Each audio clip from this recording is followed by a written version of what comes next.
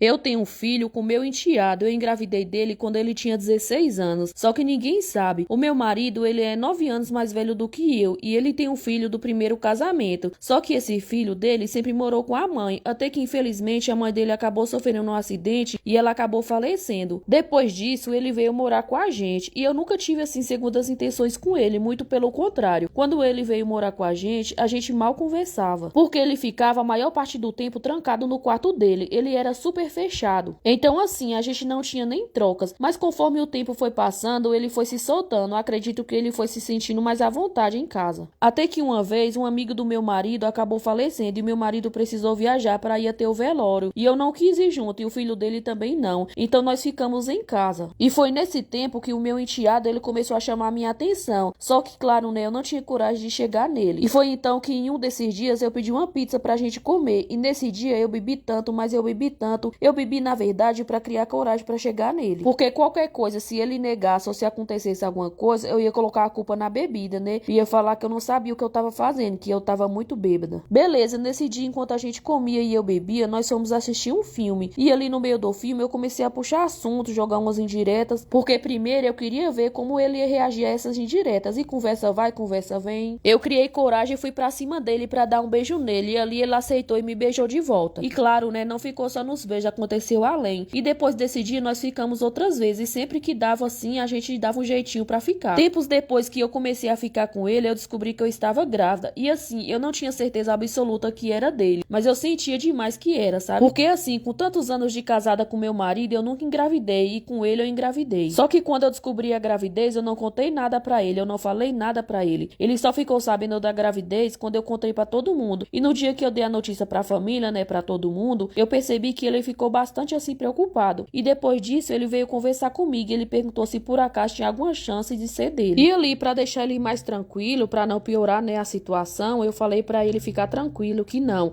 era dele, que realmente era do pai dele. E depois disso, ele se afastou de vez de mim. A gente nem se fala direito, é bem assim difícil. Depois disso, eu percebi também que ele se aproximou bastante do pai. E ele é um ótimo irmão, porque hoje o meu filho já tem 3 anos e meio. Ele vai fazer 4 anos esse ano. É como eu disse e repito, não dá pra saber, porque ele se parece muito com os dois, tanto com meu marido quanto o meu enteado. E eu não tenho certeza absoluta, mas no fundo no meu coração eu tenho certeza que é do meu enteado. E eu não posso negar que eu tenho sentimentos por ele, né? Sentimento mesmo de mulher pra homem. Mas não tenho o que fazer, porque jamais, Deus me livre, isso jamais daria certo.